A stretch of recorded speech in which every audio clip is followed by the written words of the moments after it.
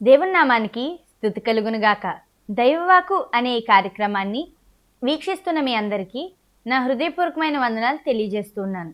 ఈరోజు వాక్య ధ్యానం కొరకు మత్తయి సువార్త 20వ అధ్యాయం 30వ వచనం 31వ వచనాన్ని మనం చదువుకుందామండి. ఇదిగో త్రోవ పక్కన కూర్చున్న ఇద్దరు గుడ్డివారు యేసు ఆ మార్గంలో వెళ్ళుచున్నాడని విని, ప్రభువా, దావీదు కుమారుడా, మమ్ము కరుణింపుమని కేకలు వేసిరి. ఊరకుండుడని జనులు వారిని గద్దించిరి గాని వారు, ప్రభువా, దావీదు కుమారుడా, మమ్ము కరుణింపుమని మరీ బిగ్గరగా కేక వేసిరి. మనం ఇక్కడ చూస్తున్నట్లయితే ఇద్దరు గుడ్డివారిని మనం చూడొచ్చండి. యేసు ప్రభు వారు ఆ మార్గం గుండా వెళ్తున్నారని వారు ఎరిగి బిగ్గరగా కేకలు వేస్తున్నారంట. దావీదు కుమారుడా, మమ్మల్ని దాటిపోకయా, మమ్మల్ని కరుణించాయా అని బిగ్గరగా కేకలు వేస్తున్నారంట. అయితే అక్కడ పక్కన ఉన్న జనులు వారిని అరవద్దని చెప్తున్నారండి. ఊరుకో, సైలెంట్గా ఉండు, అరవద్దు అని పక్కన ఉన్న వాళ్ళు వారిని గద్దిస్తున్నారంట. అయితే పక్కన ఉన్నవారు గద్దించినప్పుడు ఈ గుడ్డివారు ఏం చేస్తున్నారో తెలుసా? మరీ బిగ్గరగా అరుస్తున్నారంట. మరీ బిగ్గరగా, దావీదు కుమారుడా, మమ్మల్ని దాటిపోకయా అని బిగ్గరగా అరుస్తున్నారంట. మమ్మల్ని కరుణించమని బిగ్గరగా అరుస్తున్నారంట. అయితే మనం ఈ గుడ్డివారిని చూచి ఒక విషయాన్ని నేర్చుకోవాలండి. వారు పక్కన వారు ఏమనుకుంటున్నారో, లేదా పక్కవారు నన్ను తక్కువగా చూస్తున్నారా, ఎక్కువగా చూస్తున్నారా అని విషయాన్ని ఏది ఆలోచించలేదండి. వాళ్ళు ఏం ఆలోచించారో తెలుసా? నా దేవుడు దాటి వెళ్ళిపోతూ ఉన్నాడు, నాకు స్వస్థత కావాలి అని చెప్పి వాళ్ళ స్వస్థత కోసం బిగ్గరగా అరిచారండి. మనం ఆలోచించినట్లయితే మనలో చాలామంది పక్కన ఉన్న వారి మాటలకు దేవుని మాటల కంటే ఎక్కువ విలువిస్తామండి జీవితంలో. పక్కన ఉన్న వారిని ఏదైనా సమస్య వచ్చినప్పుడు పక్కన ఉన్న వారిని అడుగుతాం, వాళ్ళ సలహా తీసుకోవడం తప్పు కాదు, కానీ దేవుని మాట కన్నా మనుషుల మాటకు విలువ ఇవ్వడం తప్పు విషయం అండి. ఎప్పుడు కూడా our eyes should be on Jesus first.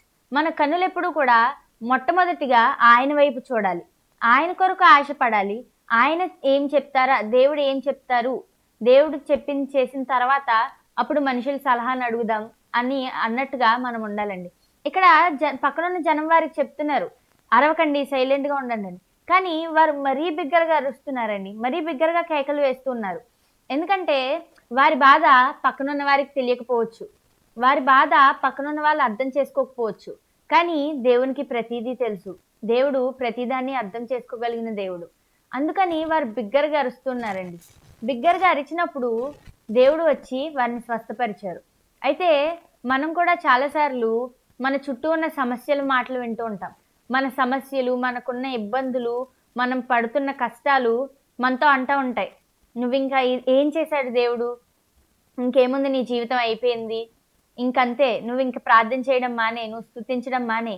ఇలాంటి ఎన్నో ఆలోచనలు మనకు వస్తూ ఉంటాయి. మన సమస్యలను చూచినప్పుడు, వాటి కోసం ఆలోచించినప్పుడు, ఇంక అయిపోయింది నా జీవితం, ఇంకింతే, ఇంక ఇది మారదు, దేవుడు కూడా ఏమీ చేయలేడు, దేవుడు అయినా ఇన్ని సంవత్సరాలు నమ్ముకున్నాను, ఏం చేశాడు అనే లాంటి కొన్ని ఆలోచనలు చాలా మందికి వస్తూ ఉంటాయండి. కానీ అలాంటి ఆలోచనలు వచ్చినప్పుడు ఈ గుడ్డివారు మౌనంగా ఉండి ఆగిపోలేదు, కానీ మరీ బిగ్గరగా కేక వేసి, మరీ బిగ్గరగా అరిచి, దేవా, నన్ను కరుణించు, నన్ను దాటిపోకు అని బ్రతిమాలినప్పుడు వారి స్వస్థతని పొందుకోగలిగారు. మనం కూడా ఇప్పుడు నుండి మనకున్న కష్టాలు లేదా పక్కవారి మాటల మీద ఆధారపడొద్దు, కానీ దేవుని మీద మన దృష్టిని నిలుపుదామండి. మన మెయిన్ థాట్, మన ఆలోచన, ముఖ్యంగా మనం తీసుకునే మాట దేవుని మాటే ఉండాలని మనస్ఫూర్తిగా కోరుకుంటున్నాను. ప్రార్థించుకుందాం. స్తోత్రం స్తోత్రం మహాపరిశుద్ధుడు ఘనమైన దేవానికి వందనాలు, స్తోత్రాలు, స్తుతులు తండ్రి. యేసయ్యా, ఇక్కడ ఉన్న చాలా మంది తండ్రి, ఈ వీడియో చూస్తున్న చాలా మందిలో తండ్రి యేసయ్యా, గొప్ప దేవుడా, ఎన్నో ఇబ్బందులు కష్టాలతో ఎదుర్కొంటున్న వారు చాలా మంది ఉన్నారు తండ్రి. అయితే తండ్రి, వారి కష్టాల్లో వారు కృంగిపోకుండా తండ్రి నీ వైపు చూచేవారిగా వారిని చేయమని అడుగుచున్నాం తండ్రి. యేసయ్యా, నా దేవుడు గొప్పవాడని తండ్రి యేసయ్యా, వారిని నమ్మి తండ్రి యేసయ్యా, గుడ్డివారే ఎలా అయితే తండ్రి కేక వేసి తండ్రి యేసయ్యా వారి స్వస్థతను పొందుకున్నారో, వారు కూడా తండ్రి యేసయ్యా వారి కష్టాల నుండి తండ్రి యేసి, ఇబ్బందుల నుండి తండ్రి విడిపించబడడానికి సహాయం చేయమని అడుగుచున్నాం తండ్రి. తోడైనండి వారి తండ్రి యేసయ్యా, ఈరోజు చేసే పనంతట్లో మీరు క్షేమాన్ని దయచేయమని అడుగుచు యేసు దివ్య నామమున అడుగుచున్నాం తండ్రి. ఆమేన్.